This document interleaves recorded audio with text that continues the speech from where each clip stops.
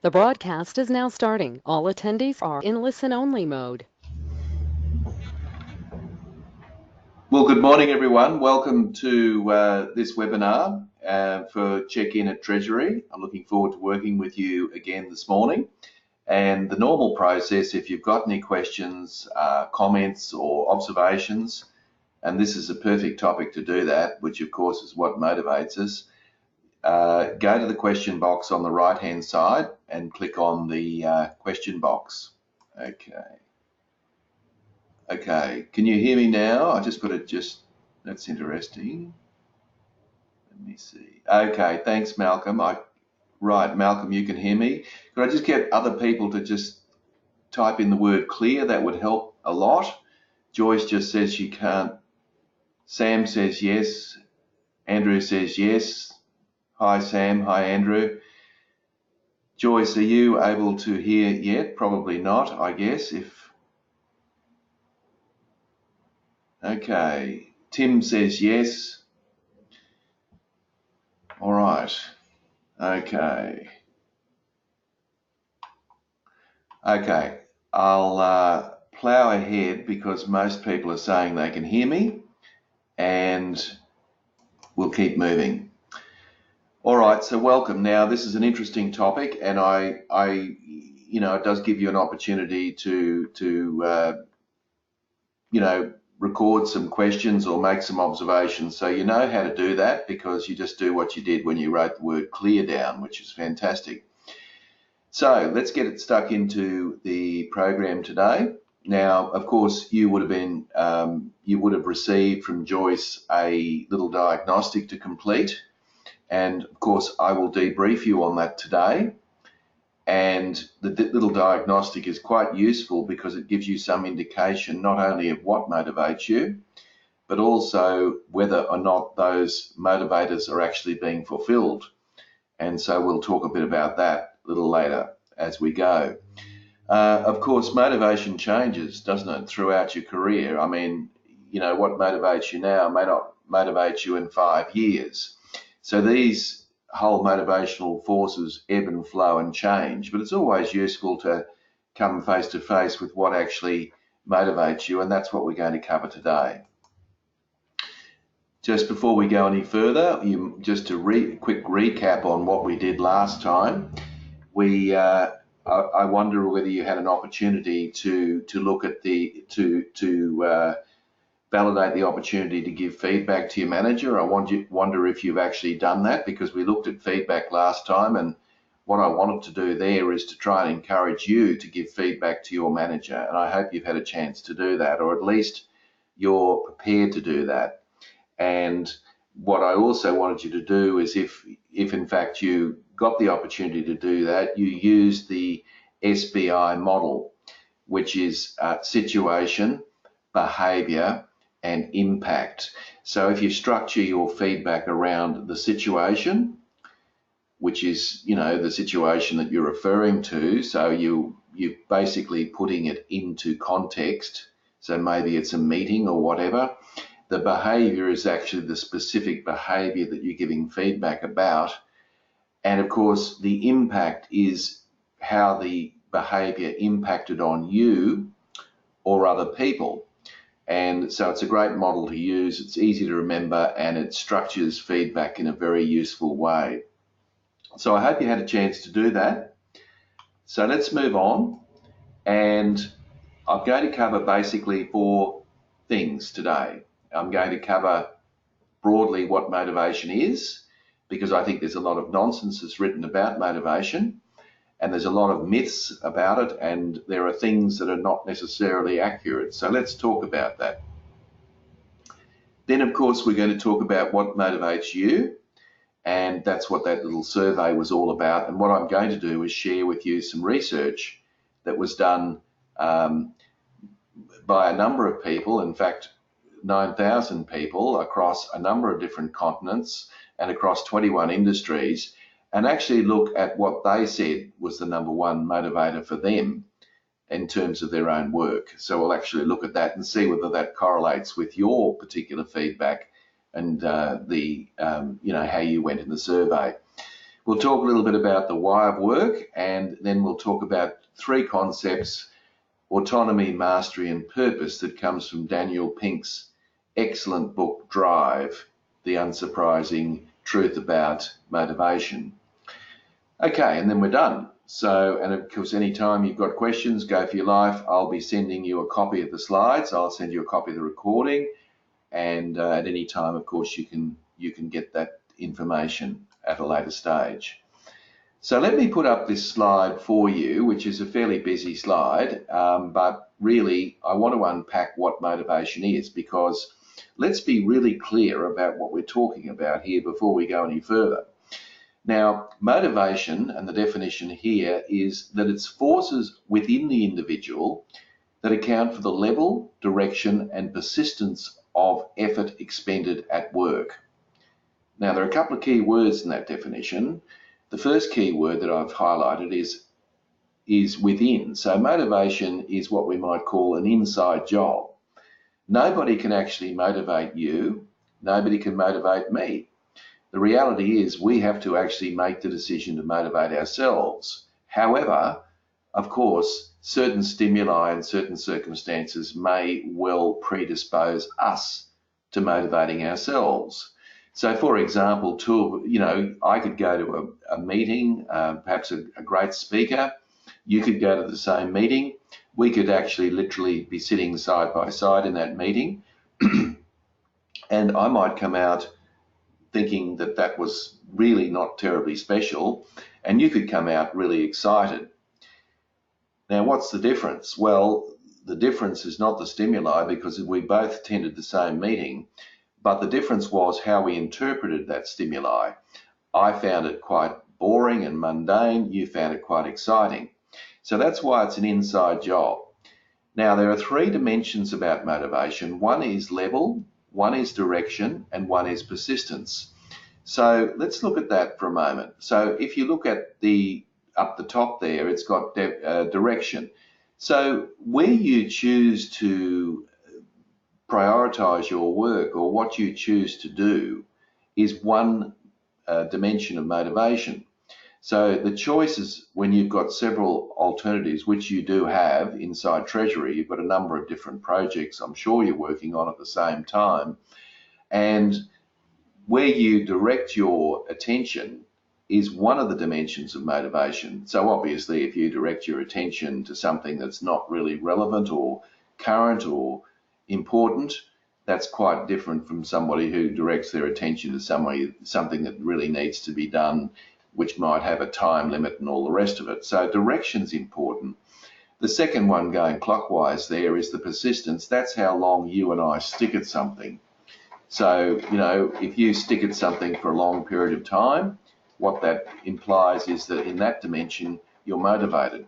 So stickability is critically important in motivation. And the third dimension of motivation is the level of intensity, or the level of intensity you put into the project, or whatever it is that you're working on at the time. So those things, of course, the intensity, the persistence, and the direction are critically important. So it's important that we unpack that and not just make generalizations about what motivates people. The reality is it can either be the direction, it can be the persistence, or it can be the level of intensity that we put into a particular piece of work. So what I want to do now is talk about some of the myths around motivation, and just, and by all means, if you would like to contribute here, you know what to do. Just go to the question box, and I'd be always interested in hearing your opinion on these things. But one of the myths about motivation is that you and I can motivate other people. Well, actually, we can't. As I mentioned before, it's an inside job. So you can't actually motivate people. You can only provide the circumstances by which people decide to become motivated. So it's a term that we use quite regularly is intrinsic motivation. Intrinsic meaning internal. So we make our own decision, of course, about whether we're motivated. So as I said, we can both be exposed to the same stimuli, and one comes away motivated and the other one doesn't. it wasn't the stimuli, it was our interpretation of that that's a critically important part. Second myth about motivation is that everyone to some degree is motivated. And of course, it's easy to be able to say, well, that's all very well, but Joe or Fred over here, they're not motivated.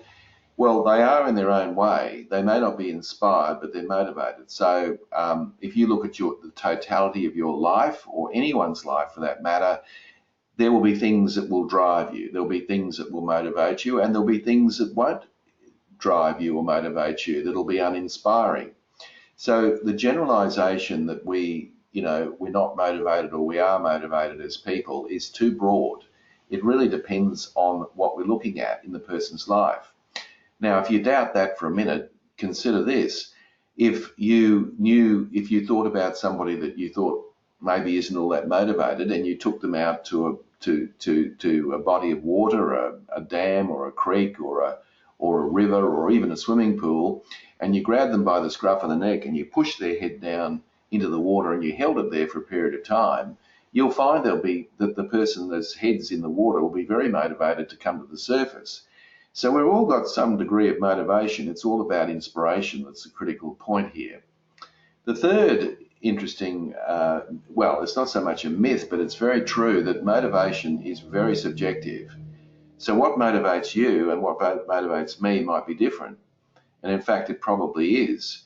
And more importantly than that what motivates me now may not motivate me, say, in a few weeks' time. So we've all got an ebbing and flowing of motivation, and it's all totally subjective. So that's important, because people need to be aware that these things not only change, but they're also very different depending on the person itself. Now, I mentioned this earlier, intrinsic motivation is far more powerful than extrinsic motivation. Intrinsic, of course, meaning internal. But what we try and do in the world of work in the 21st century is that we use what we call the carrot and the stick, reward and punishment. What we try and do is provide people with rewards for meeting certain KPIs and some sort of sanctions if they don't. And to a certain degree that works, but what we've found is that for knowledge workers such as you, it's not necessarily as effective as we might have thought. So having someone who has that internal drive is actually the key point here. Now, here's a controversial one. Money is overestimated as a motivational force. I'd be interested to hear what you think about that, because I think that, it's not just what I think. The research demonstrates that to a certain level, money is important, to a certain threshold. Then beyond that threshold, it doesn't make too much difference in terms of our level of discretionary effort. So, for example, if somebody doubled my income overnight, which would be nice, would that mean that I would double my productivity? Well, it might mean that for a period of time, but certainly what would happen is I'd revert back to where I felt comfortable. So we often do believe that money is a motivator and a driver, but it is certainly, if they stop paying everyone at Treasury next week, I'm sure that would not be terribly motivating, and I'm sure a lot of people would jump up and down, and rightly so. And you might argue, well, surely that is a motivator. Well, it is to a point, but then beyond a certain point, it's no longer that motivational force. So I'd be interested to hear your any comments or questions that you have about that one, because that's often a controversial one, because people often talk about money all the time, and the assumption being, of course, that that's the thing that drives most people. There are plenty of other things that drive people beyond the threshold of money to a point where it needs to be, at a point where it loses its motivation. Now, when we sum up all of this, what we're really saying is that people are actually motivated by two principles: pain and pleasure. You and I, every single thing we do in life is to avoid pain and to seek pleasure. Now, that sounds very simplistic, but the truth of the matter is how I interpret pain and how another person interprets pain is quite different. For example, if there's two of us at the traffic lights and we're waiting for the light to turn green and we're both late to the same meeting, one of us could get very agitated and upset about that and start swearing and cursing at the light, waiting for it to change. The other person could be sitting in the car adjacent to that person and just chilling out, listening to some music and just saying it is what it is, and and they're not at all stressed about that.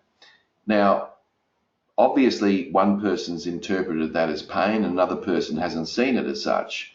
So the pain-pleasure principle will depend on the individual. So that's highly subjective as such. So there's a little bit of feedback or information about motivation. So now what I want to do is get to this survey that we actually went through, and I asked you to complete. And I asked you to, there were two things you had to do basically. You had to go through the list of 10 qualities that employees wanted in a job. And what you had to do is you had to, first of all, prioritize those. And then the next step is that you had to actually indicate whether or not that motivation or that motivator was fulfilling for you. So if on your list you had something that was highly motivating and you found that that was being fulfilled in your role in Treasury, well, then obviously you're going to be feeling pretty good because you're getting the stimuli that you need in order to become motivated, because not only have you identified that as important, but you've also indicated that that's being fulfilled at the current time. Of course, the opposite could be true as well. So you could identify something as highly stimulating from a motivational point of view, and find that in your current role in Treasury that you can't rate that very highly, and that's probably a source of frustration for you as well. So the list is a very interesting list that I'm going to share with you. It's a little dated, as you can see down the bottom, 2005 from Harvard, but the thing that I like about this survey is it's hugely comprehensive. As I mentioned before, we've got thousands of people who have indicated or been involved in this survey across several different continents and industries. So in other words, it's pretty much a generalized view of what people believe to be important in a job. And what happened is it's a frequency survey. So when people fill this out, they decided what number one on the list was. Anyone like to guess what number one on the list was? Anyone like to type in what they think was number one on the list? I'm not sure that anyone like to have a go? Okay. No? Okay.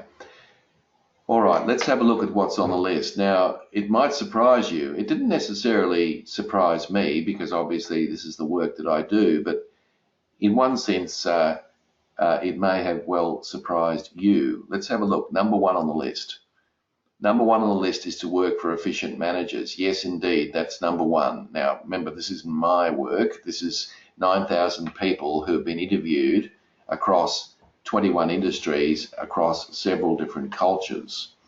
Now, actually, when you think about it, we've had, and I have to talk from personal experience here, that there's an old saying that people don't leave organisations, they leave managers. And if there isn't a good, robust working relationship with a manager, it can often be very distressful, not just for the manager particularly, but it could be for the employee. And that's one of the reasons these check-ins are so critically important, so that we can build on a better working relationship. So you can see that there's an onus of responsibility on the leader to, and if they're competent and they're effective, they're likely to be a motivational force. Okay, so we just got a comment here from number 4, says Sam. So number 4 on the list. Okay, not sure what number 4 is, Sam. I haven't got that in front of me, but nevertheless, let's just continue through and see what we come up with. Number 2 on the list is that people want to be able to think for themselves, and this is particularly true for knowledge workers, and you're a knowledge worker. And people actually want a sense of autonomy. They don't want to be micromanaged. Okay, Sam, thanks. assigned interesting work. Okay, that's definitely on the list. You're right, of course, but it's not number one, of course, or number two. But to think for ourselves is really important. Now, the last thing that most of us want is to be micromanaged. It can be terribly deflating when that happens. And, and I just say to you this, that if you feel that, the person that you report to is indulging in a little bit of micromanaging, then that might be the feedback that you give them.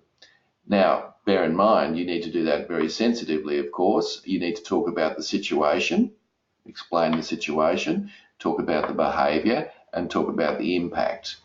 But we find that, leaders who give people a little bit of freedom and autonomy can actually give people something that they want, which is that autonomy that I mentioned before.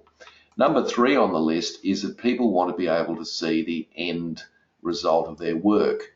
Now, this is a little bit challenging in the work that you do in Treasury, because a lot of the work you do, it may not be a clear line of sight between what you do and the end result. But and whereas if you think about a not-for-profit where, say, people are working for, helping people to get off the streets, for example, and to find a home, well, clearly that work is compelling for those people that find that compelling. And the line of sight between doing something and actually being able to achieve that result is probably fairly clear. So line of sight is very important. I'll give you an example of this. I do a lot of work in local government here in Queensland, and it's interesting that I sat down with some indoor office workers in Queensland, and in this council I asked them on a scale of 1 to 10 to rate their level of motivation in their job, just general sort of number, and I ended up with a score, an aggregate score if you like, of just under 6. So it was 5.9. That was the result, and that was we're talking hundreds of people involved in this. I then went outside to the outdoor team, the outdoor staff, and the people that work on the roads and the bridges and all of those sorts of things. I asked them the same question to rate it out of 10 in terms of their motivation. And I found it very interesting that we got a 6.3 with the outdoor team. Now, what that suggests is that, in an aggregate sense at least, the outdoor team felt far more, well, not far more, but certainly more motivated than the indoor staff. I subsequently asked people why is it that you rated it the way you did? This is the outdoor team. And they basically said, because we can see the bridge we've built, we can see the road that we've mended, we can see the work that we do. In other words, there's a very clear line of sight between, the work people do and the end result. And that obviously is high on the list here of the people, the 9,000 people who have been surveyed here. Number 4 on the list is people want to be assigned interesting work. Now, a lot of work, including the work I do, let's be honest, is not terribly exciting, but it has to be done. We all know that. So not all work can be exciting, but obviously the people in this survey indicated that interesting work was quite important to them. So assigning interesting projects, giving people challenges, giving them opportunities to excel and learn new skills, all of those things were identified as important. Not for everybody, but just as you can see in an aggregate form, that was number 4 on the list. Number 5 on the list was to be kept informed. People want to know what's going on. There's 2 things that people want to know about. One is they want to know what's going on with the department in terms of its direction and where it's heading. The other thing that people want to know is how they're going in their job, which is, of course, this feedback issue that we've been talking about. So people want to be informed about how well they're tracking or not so well, and they also want to know what's going on in terms of the organisation and where it's heading. And that becomes really important to people. And you often see in surveys, I do at least, a lot of surveys are very critical in saying that we're not kept informed. We don't have enough information. We don't know what's going on. I don't know how I'm performing in the work that I do. So you get that kind of feedback. So there's the top 5. Number 6 on the list is people want to be listened to. And again, people want to feel that their opinion is valued. They want to feel that their manager is giving them the opportunity to listen, to engage with them about their ideas or the ways and means of doing things better, faster and easier and safer and so forth. So that's important, and I'm sure you would agree with that. So I'm not sure how high you rated that on the list, but I think it's fairly important in any environment where there's human beings working, of course. Number 7 on the list is to be respected. Now, it doesn't mean that all the work that people do is to be respected. I mean, occasionally people drop the ball. We all are aware of that.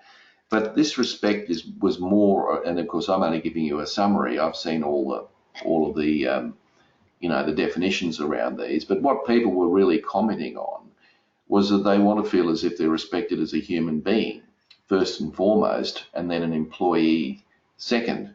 And so it's the fundamental rights of being human in the workplace is the key factor there.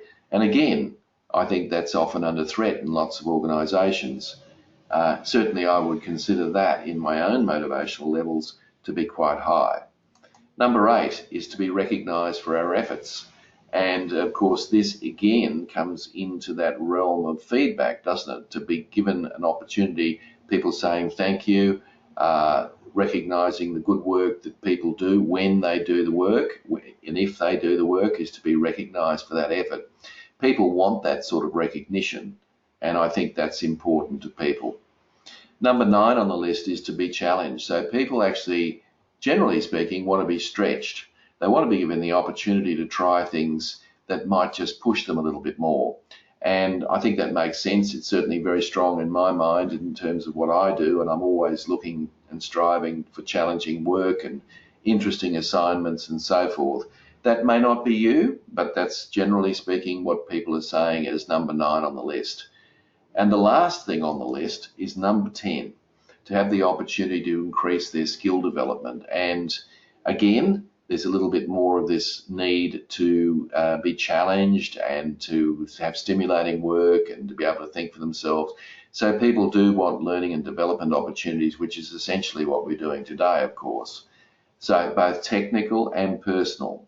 So you can divide work up, you can divide learning into actually 3 dimensions. Technical, which is obviously the work that you do, that you've been qualified to do. Personal, which is helping you be a better person, which ultimately indirectly helps you perform better. And the 3rd dimension is very much an ability to solve problems. But people want those things. So there's the top 10. Have any of you got any comments or questions you'd like to ask, or, dare I say, share your own feedback with the rest of the group? I promise I won't. I tell you what, I won't even mention your name. How's that? If you indicate what it is, I'll just, why don't you go ahead and do that? For you, on that list of 10, why don't you just identify, wherever you can, your number 1 motivator? I promise I won't mention your name, and I'm not even going to ask you whether or not you feel that that's fulfilled in the work that you're doing. But what I'd like to do is just get a little bit of a sample of your number 1 motivator. Could I just get an indication from people about what that might be? All right, so I've got one here saying to be assigned interesting work. Another one here is to work for efficient managers. Another one here is assigned interesting work and receive recognition for good work. Another one is a flexible workplace. That's an interesting one. Another one's to be listened to. Another one is to work for an efficient manager. Wow, you can see the subjectivity, can't you? And of course these things can change, can't they? I mean, what's true now may not be true again in 12 months' time. So these things are very fluid. Thank you for sharing. I promised I wouldn't mention your name. Okay, I've just got a bit of feedback, and I can mention your name, Malcolm, because you're just saying broadcast starting to break up. I don't know if others are feeling getting the same Hopefully that's not the case. But anyway, we'll plough on. There's not much I can do. Yes, I suppose that means yes, it is breaking up. All right, I'll do my best. We'll keep going. There's not much I can do. Sometimes the internet can be pretty fluky. All right, now what I want to talk about is another concept here, which is around the notion of the work that people do. And this comes from one of my books that you can see at the bottom of the page there about, the job description. Now, work essentially has two dimensions. There is the dimension of the technical skills, and what that means is that, in your job description, you have the dimension of the work that you're expected to do in the workplace. The unfortunate problem with that is that your job description only covers the job dimension. Now, I say unfortunate because there's another dimension that's critically important to success in the workplace. And thanks Malcolm for the feedback. Let me show you what that is. It's the non-job role dimension. Now, academics have been working on this for 25 years, and they've been dilly-dallying around and couldn't quite work out what non-job roles were critically important in all work. So they never really got around to making a decision about that. And so I bit the bullet in 2015 in this book, and I actually I found 4 non-job roles that are critically important to Treasury, but are critically important to every other industry. And let's have a look at what they are. One non-job role that's critically important is a positive attitude and enthusiasm. Now, by that, I'm not suggesting that we want people to be bouncing off the walls with excitement when they come to work in the morning, because that's not going to happen, is it? However, I think backbiting, playing politics, shifting blame, undermining, all of those negative behaviours come into play under this role. And I would argue, and when I was a manager in the corporate world, I was very strong on this. I did not put up with this, because here was I trying to build some morale in my team, and if I had one person who was trying to undermine what I was doing, it's kind of like 2 steps forward, 1 step back, or even 1 step forward and 2 steps back. So it's important that people maintain a reasonably positive attitude at work, because not for them only, but because obviously they impact on other people. And, the biggest way to reduce morale is just to be extremely negative. And I'm sure you know exactly what I'm talking about. And so that's a role that, it wouldn't matter what industry it is, I think is important. Now, that's not written on the job description, is it? But nevertheless, you could argue that in terms of performance, it's critically important. Another role that we expect people to play is the team role. The reality is, more and more now, people are working in teams, and some of those teams are put together at short notice with people that you don't know, with varying skills and experience. And it's important that people understand and work within a team context. Now, again, you'll often hear people say, I'm not a team player, I'm an individual. Well, in 2019, I'm afraid, it's important that we are team players, because that is a core skill in the 21st century in the workplace, because hierarchy is breaking down, even though you might not think that, it is in a sense, and therefore we need to make sure that people have got this capacity to work in teams. Another role that's critically important is the career role, and that is to build up skills and capabilities to assist you to continue to grow and develop in the workplace, not just for your career, but also for the workplace. But again, I often hear people saying, oh, I'm too old to go to that training program, or send somebody else on that, or I'm just happy to be doing this spreadsheet this way and I don't want to change. So you get a lot of that.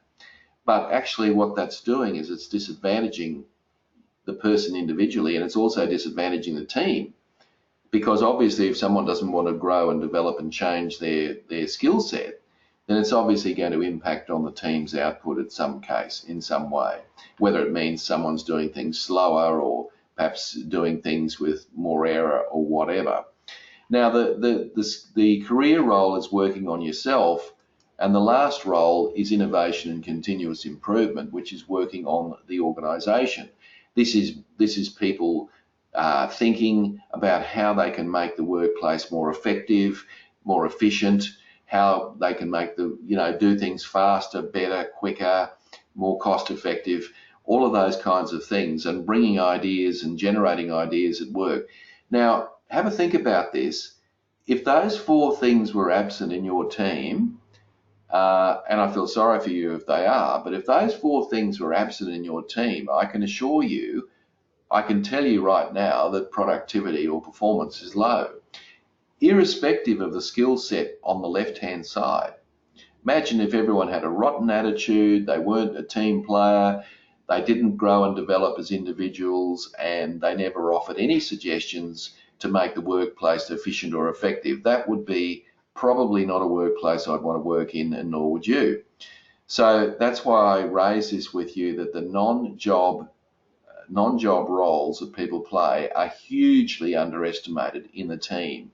And I believe that the check-ins is the perfect vehicle to be able to talk about some of these things.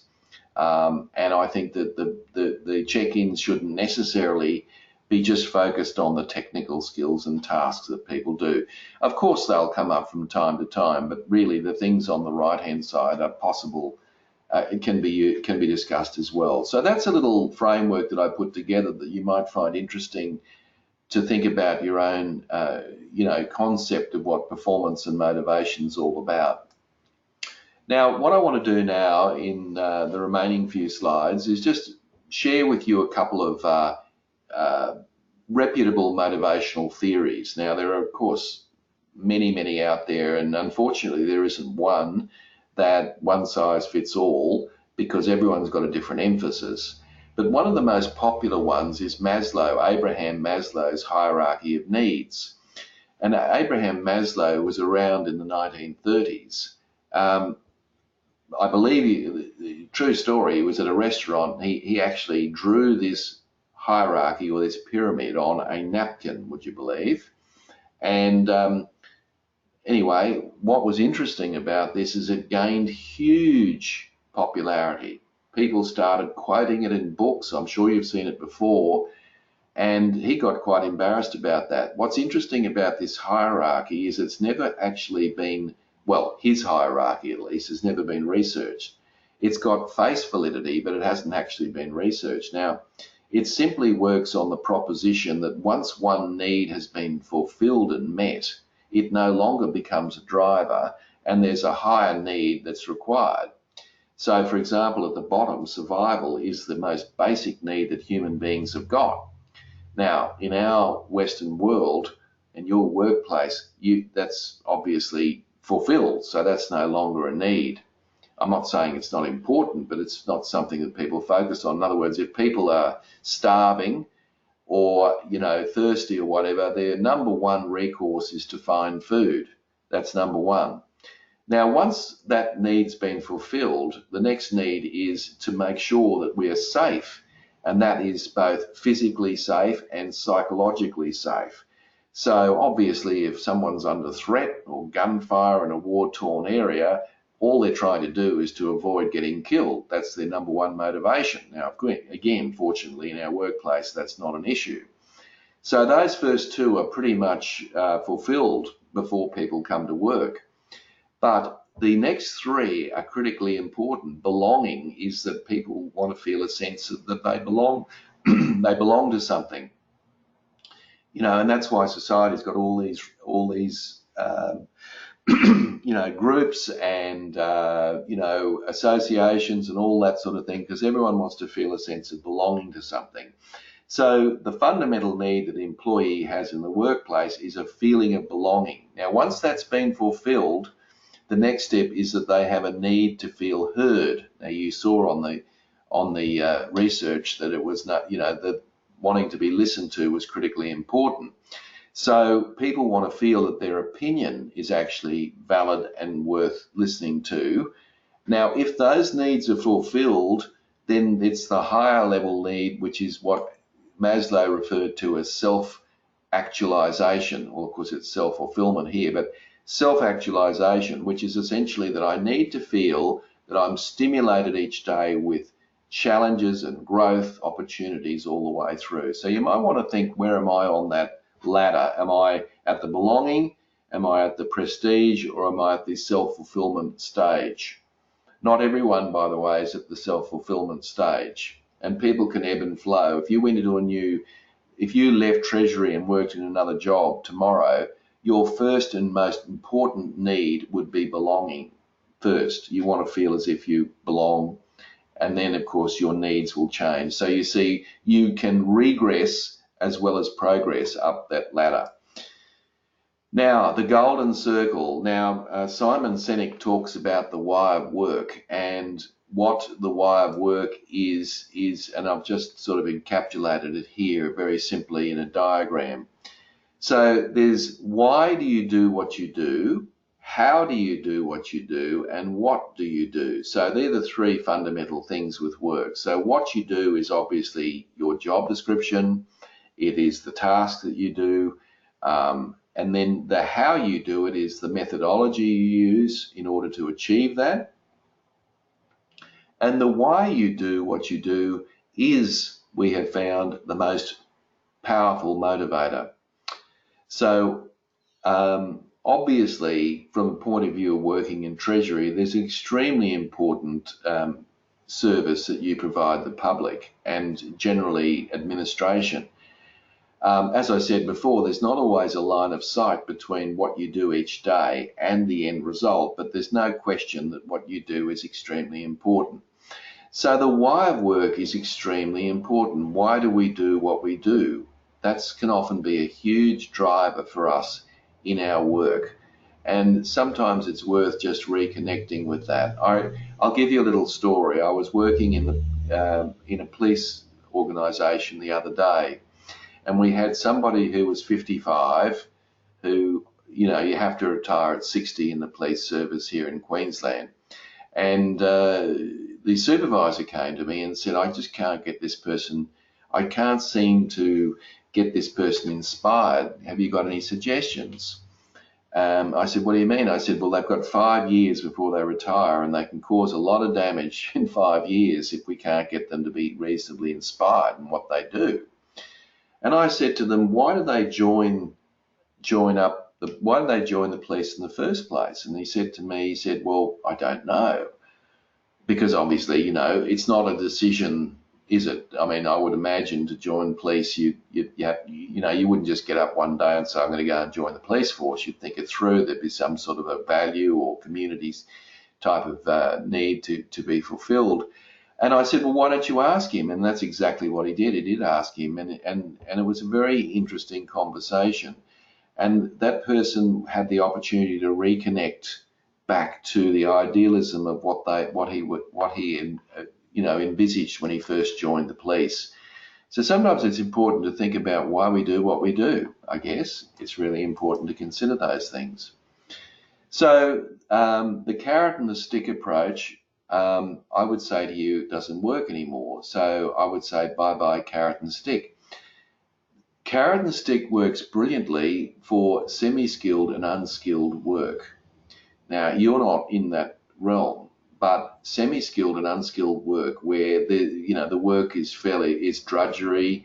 It's really just, there's not too much thought that's required. People have just got to turn up, do certain things. In those circumstances, having a reward and having a punishment is a reasonably effective motivator, we've found. But for knowledge workers such as yourself, it's not a particularly sensible way to go. It doesn't work. So what Daniel Pink talked about in his book that I mentioned earlier, and it's a great book if you're interested in this whole subject, Drive it's called, very popular book. And what basically Daniel Pink was saying is that all knowledge workers fundamentally want three things in their work. They want mastery. What does that mean? They need to feel as if they are growing and developing, both in terms of their career and also in the work tasks that they have. So, By the way, these are things that you can have good conversations with your manager about, and I would encourage you to do this. Of course, I'm talking to the managers later on today after lunch. I'm sharing this model with them, so it won't be unfamiliar with them. By all means, you can talk. If you feel that you're not getting enough variety or in your work or enough skill development, talk to them about it. I mean, it's not a magic wand, but it's certainly a useful conversation to have. Autonomy, going clockwise. Autonomy, as I mentioned earlier, and remember, these were all listed in the top 10 things that people want out of their work. So autonomy is about the freedom to be able to choose how you do your work. You probably don't get freedom to choose on what you do, fair enough, but you probably should have freedom in terms of how you go about the work that you do, knowing full well that many of you have got professional qualifications, high skill level, you know what you're doing, and you need to feel a sense of autonomy in how you go about that. So remember, that was number 2 on the list. And of course, number 10 on the list was mastery.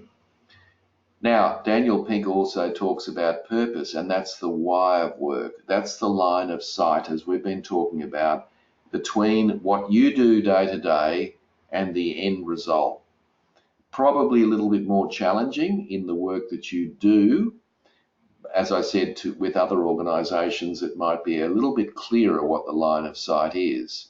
But this is the why. This is why I do what I do. This is the sense of fulfillment that's gained from, achieving certain objectives in the work that you do. So what Daniel Pink is basically saying is, let's throw out the carrot and the stick. I mean, obviously people have got to meet KPIs and so forth, and people have still got to be recognised when they've gone above and beyond what they would normally do. And of course, people need to be spoken to and be receiving constructive feedback when they don't meet the mark. I'm not suggesting that that's not important. However, if we think that that's all that motivates people, we're going to be sadly disappointed. So really, it's all about also explaining the why of work. So hopefully that model is of interest to you, and it gives you a platform in your check-ins to have a really interesting conversation with your manager about, and I'd encourage you to do that.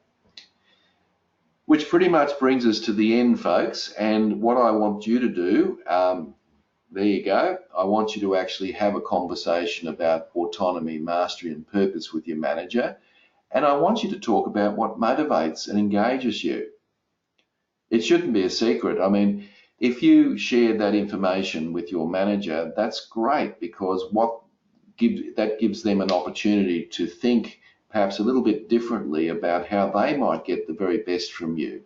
And there's nothing wrong with that. Everyone's winning. It's a win-win-win. In other words, you win because, hopefully things might change a little bit to be able to create the conditions for that motivation to take place. The manager will win because obviously they're getting a little more discretionary effort from you because, you feel a little bit more engaged in the work you do. And of course, Treasury benefits because obviously, there's greater efficiency and effectiveness across the organisation. So we want you to sit down and have a conversation with your manager about that and talk to them about those sorts of things. And of course, I'm going to encourage them to talk to you about what motivates them as well. So in other words, there's no secret. You might be very surprised about that. So I want to encourage you to do that at your next check-in and to really have a decent conversation about that. Are there any last minute questions or comments anyone's got before we sign out? Because I'm just about to sign out. All good? By the way, Joyce, can you hear me? It's a bit late now, but I'm just curious to know. I'm assuming that you're in a room with a group of people, and I just don't know whether it's how it's gone. Okay, well, we'll just hope for the best there. Okay, let's see. Okay, we've got some comment here. Okay.